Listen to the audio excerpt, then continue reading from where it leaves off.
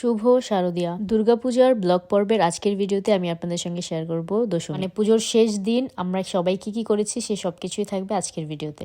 তবে চলুন মূল ভিডিও শুরু করি।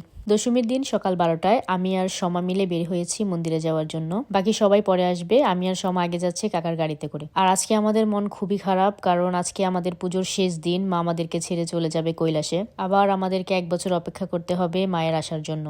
মন্দিরে যেতে যেতে আমি ভাবছিলাম হয়তো আমার অনেক লেট হয়ে গেছে, যেহেতু 12টা বেজে গেছে, সবাই হয়তো চলে এসেছে। কিন্তু গিয়ে দেখি ঘটনা পুরোই উল্টো, শুধু আমি না, সবাই লেট। সেদিন সবাই একটু দেরি করে এসেছিল। সেদিন কাকার গাড়ির পিছনে মন্দিরের প্রসাদ ছিল, তাই কাকা গাড়িটা একটু ভেতরে নিয়ে পার্কিং করছিল যাতে মন্দিরের প্রসাদটা নিতে সুবিধা। তারপর আর কি গাড়ি থেকে নেমে আমি আর সবাই মিলে মন্দিরের ভিতরে ঢুকলাম। ঢুকে মন্দিরের পরিস্থিতি দেখি ঠিক এরকম। আমাদের দশমীর সকাল, এখন কেউই আসে নাই, মাত্র এই কয়েকজন আসছে। আর এই মেয়েটা আসছে, সুন্দর লাগছে। আর এই ছোট ছোট বাচ্চারা আসছে, আর অনেকের আসা বাকি।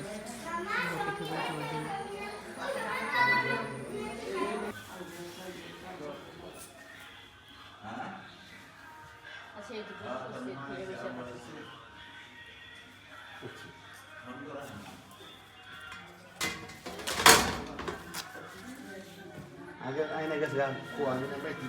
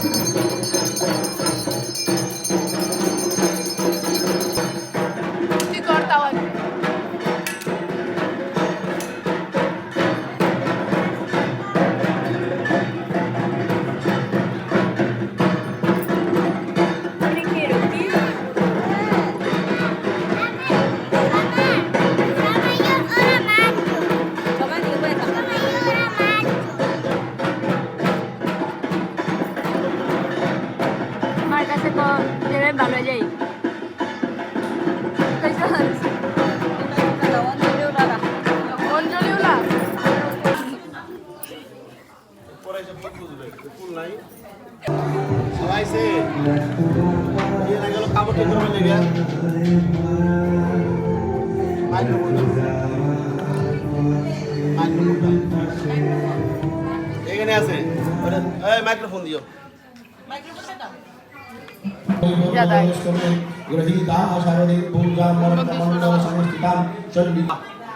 পরমেশ্বরী যদাকৃষ্ণং পরিভ্রষ্টং মন্ত্রহীন যদদ্ভবেৎ তৎসর্বকাম্যকাম দেবী তৎপ্রসাদ মাহেশ্বরী।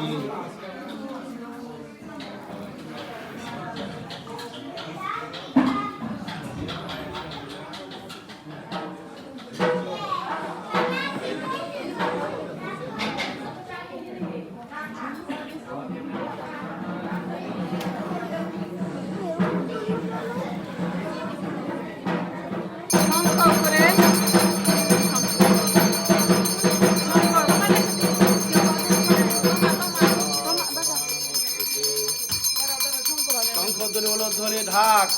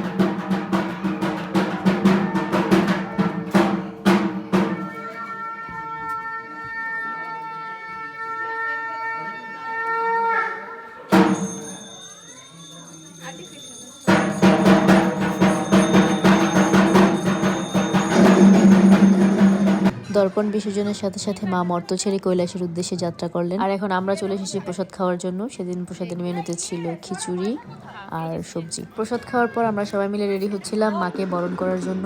মায়ের বরণের ভিডিও আমি শেয়ার করব পরবর্তী ভিডিওতে। আজকের মতো এই পর্যন্ত।